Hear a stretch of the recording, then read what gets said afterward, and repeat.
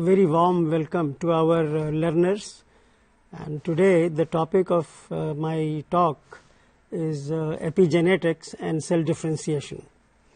We know that epigenetics, the difference between genetics and epigenetics is that when we talk of differentiations or variations due to genetics, it is about change in the DNA sequence.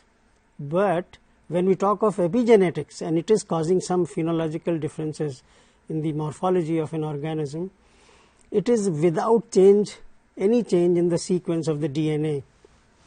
So what makes it different in terms of expression, we will discuss it today. In the beginning, we will discuss some of the definitions so that it becomes easy for us to understand the rest of the talk. Cells of a multicellular organisms are genetically homogeneous, which means all the cells that we have in our body, they have the same genetic makeup. But structurally and functionally, it is heterogeneous. What does it mean? That when we see that the same genetic makeup is making an epidermal layer at some point of time, making skin, and at the same time at other places it is making bone cells. In some other places in brain, for example, it is making neurons. So all these tissues are structurally and functionally different, and all these differences are stemming out of the same genetic makeup that we inherit, every cell of the organism inherit, and it is because of the differential expression of genes. We will learn gradually how the gene expressions differ from one tissue to the other. Many of these differences in gene expression arise during development and are subsequently retained through mitosis.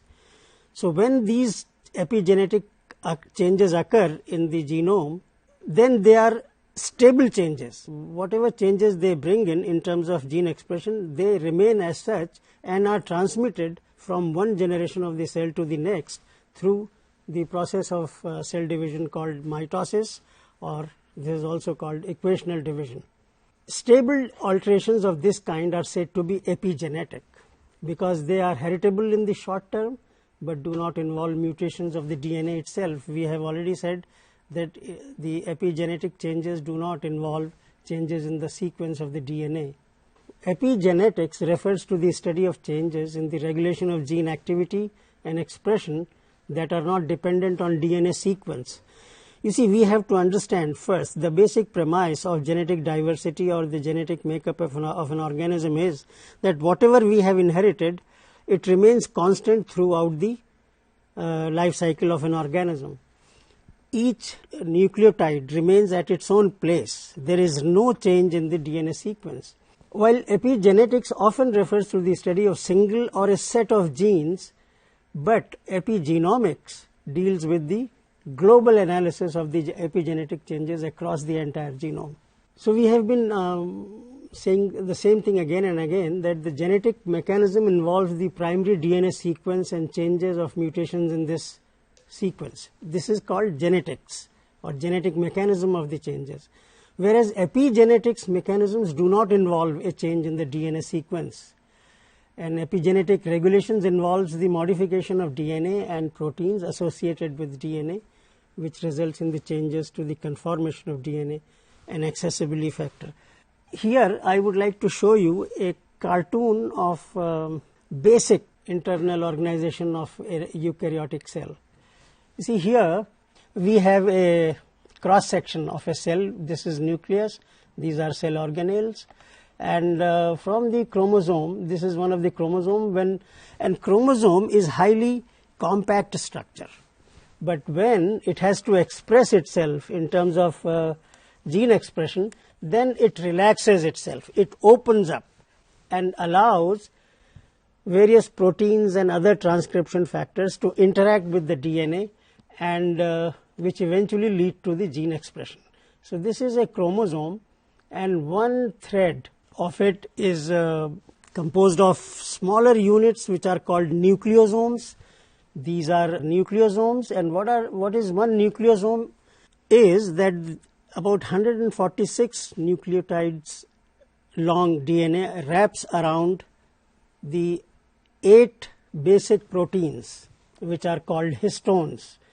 These are histones, and these DNA are wrapped around these histones, and when we further expand these threads, then we come to this helical structure of DNA, where these are the sugar phosphate backbones, and in between these green, red and blue and yellow are shown as if they are nitrogenous bases. What I am trying to say is that this DNA sequence does not change in the epigenetic modifications, but it is the major groove of the DNA. Here, for example, this. Here there is a nitrogenous base called cytosine. At the 5th carbon position of the cytosine, a methyl group is attached. And this is one of the very simplest form of DNA modifications which govern gene expression in the DNA. So, the DNA undergoes modification, histone undergoes modifications, that is not methylation but that is acetylation. We will discuss briefly about that, but we will be mainly concentrating on the methylation of the DNA. So, DNA methylation is a modification to DNA that occurs through the addition of a methyl group to DNA strand itself, often to the 5 carbon position of a cytosine ring. Since it is upon the DNA, there is a DNA molecule, on this a methyl group is sitting, therefore it is called epigenetic modification, and can be either removed through demethylation and without any disruption to the original DNA sequence. Here is a cytosine ring, and these methylations are usually, this is very important to understand, that every cytosine of the DNA is not methylated. It is the cytosine which is present in contiguity to a guanine. In our jargon we say that it is the CPG island, which means cytosine, phosphate and guanine island. Whenever a DNA sequence has got these CPG and CPG in opposite orientation, the cytosine here will be methylated. This is the guiding principle of the DNA methylation. This shows that these are our histones, DNA are wrapped around, and these brown structures are the methylation. That means the cytosine is methylated here, and the yellow structures here in the second panel here, you will see these are acetylations. Now here you will see, it is very evident from the figure, that the methylated DNA is a compact DNA, whereas acetylated DNA here is a relaxed DNA. Hence, we can assume that methylation leads to the shutdown of the gene expression, and the acetylation leads to the translation or transcription and followed by translation. So, unmethylated DNA here, but which is acetylated, leads to opening up of the histone from each other and allows accessibility to the protein and various transcription factors to interact with the DNA here, and this interaction makes it possible for DNA to transcribe. And one of the leading interacting protein is RNA polymerase. So this is the reaction here, that is S-adenosyl methionine is acted upon by DNA methyl transferase. This is one of the 4 enzymes that are operating for methylation, leads to SAM, and this methyl group is attached to the 5th position, which is then it is called 5-methyl cytosine. Let us understand why we are discussing epigenetics is, as I told you in the beginning, that despite the fact that we have the same genetic makeup, and yet every cell has differentiated into a different tissue. It is performing a different function. And how is it happening? There are, if you have studied the nucleus, then you will understand that the entire genome is divided into 2 dense and less dense components, the entire genetic material. The denser component is called heterochromatin, and the lighter stained lightly stained component is called euchromatin. And heterochromatin part is mostly the one with compact, here you see, with compact DNA, and euchromatin, which is lightly stained structure, is a relaxed DNA. So we can imagine a picture that it is the lightly stained genome or the genetic component of the nucleus which is actively transcribing, which is active, which is accessible to various protein factors and is actively transcribing. This dense component, which is highly methylated, is not actually transcribing. Transcription means the proteins are being formed and we are constantly using those proteins in various metabolic pathways. So these epigenetic mechanisms operate at three different levels. One is the DNA methylation we have discussed, and the other one is histone modification, we will briefly discuss it, and the third one is RNA interference. Now, without going into the details of the gene expression, these RNA interfering molecules, let me tell you very briefly, are the complementary copies of the mRNA, which is carrying the information from DNA to protein. So when these mRNAs which are carrying informations are formed, the interfering RNA molecules, which are relatively smaller, which are complementary to those mRNA, they join together and render them inactive. So RNA, since it is interfering in the functioning of the genetic machinery, therefore they are called RNA interference. RNA interference, they interact with histone modification and they interact with DNA methylation, but the major interaction takes place between histone modification and DNA methylation. And all these three major activities of the cell have an effect on gene expression. Here is a cartoon which shows that the upper panel here, in which these cytosines are not methylated, although they are CpG island, and yet they are not methylated, therefore they are actively transcribing. Metabolically they are active, but the moment they are methylated, shown with the red circles, they become silenced.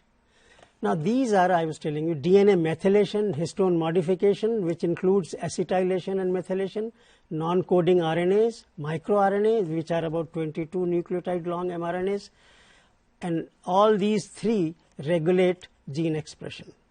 These are the enzymes which are responsible for the methylation. DNMT1 and DNA methyltransferase 3A is responsible for the maintenance of established pattern of methylation pattern, and 3B, they establish de novo methylation pattern. That means they can find any cytosine which is present in the CpG island, it will methylate them. There are two additional enzymes which are DNMT2 and DNMT3L. They have the similar function. Now, these epigenetic changes are often associated with the syndromes that are found in the human population. Let me tell you that not all genes are active at all times. We have been harping on this theme that euchromatic and heterochromatic regions, they change from time to time. So that means all the genes are not active all the time. They are regulated, they are switched on and switched off. And DNA methylation is one of the several epigenetic mechanisms that cell employ to control gene expression. And therefore it is an important component in the cellular processes, including embryonic development, genomic imprinting, X chromosome inactivation, which is the formation of Barr bodies in the female cells, preservation of chromosome stability, heterochromatin maintenance, tissue-specific expression controls. It is not surprising that the researchers have also linked errors in methylation to a variety of devastating consequences, including several human diseases. So any variation in the wrong methylation of certain DNA can also lead to disease conditions. That is why it is important to study the methylation pattern and the correct methylation pattern. This methylation pattern, since it is methylating the CpG island, and CpG islands are found in the repetitive portions of the DNA, and also they have been located in the 5' side of the promoter region. You know, the gene in the eukaryotes is a split gene. That is, it has got introns and it's got exons, and all these intron exons are driven by a common promoter at the 5' end. And these CpG islands are mostly located in the promoter region. And promoter region is the one which interacts with the RNA polymerase for the transcription of the downstream and structural genes in an operon. So cancer has also been implicated and has been shown to have links with the pattern of the methylation pattern of the DNA. So we'll take one example, the loss of tumor suppressant gene. We have number of tumor suppressor genes have been studied, and one of the most studied gene is P53. So TSG is the tumor suppressor gene. It is a kind of a master gene which is masking the effect of the proto-oncogenes, which are actually cancerous genes, but these genes remain suppressed because of the presence of the wild type of P53 gene. So this is also called a tumor suppressor gene. That means it suppresses the tumor causing genes. In short, they are called TSGs. Many such genes which have a masking effect have been identified. P53, P16 and KI1 are one of the common, and P10 are some of the common examples which are being studied. There is a cartoon again here suggesting this is a hypothetical piece of DNA which has got several genes in it. I would like to draw your attention to this portion which is shown in red line, which is the part of the promoter gene. In an operon there is a promoter gene, there is an operator gene, and then followed by structural genes. Promoter gene is the one which determines the direction of the transcription by showing asymmetry in the conserved region, that is -10 and -35 regions. That is why RNA polymerase comes and sits in a particular orientation, and then it can move only in one direction, and that is the direction in which it passes through the operator and into the domain of structural genes. So here I would like to show you that this CpG island is a part of the promoter gene, which is immediately followed by tumor suppressor genes. Here, TSG. This bent arrow shows the direction of the transcription. Now these are empty cells, therefore they are hypomethylated. That means they are not methylated. And if you recall from my previous slide, that methylated portion prevents gene expression, whereas hypomethylated or unmethylated portions they promote gene expression. So this is not methylated, therefore it promotes the expression of TSG. It is hypermethylated. So transcriptional repression, loss of TSG expression, and the moment they are methylated, if they are not methylated, this is working all right. But the moment they are methylated, they become inaccessible to RNA polymerases, leading to transcriptional repression, loss of TSG function, loss of function, leading to cancer. This has been shown in one of the experiments that links epigenetic modifications to cancer. That is, epigenetic means DNA methylation to cancer. One more thing, here you would like to understand that these repetitive sequences are located near centromere. So they are usually called pericentromeric heterochromatin. Some of the human diseases which have been associated with DNA methylation are imprinting disorders, repeat instability diseases, and defects of the methylation machinery, leading to complete shutdown of the metabolic pathway, leading to various abnormalities. Now, we will come to the second part of our talk, which will deal with the cell differentiation.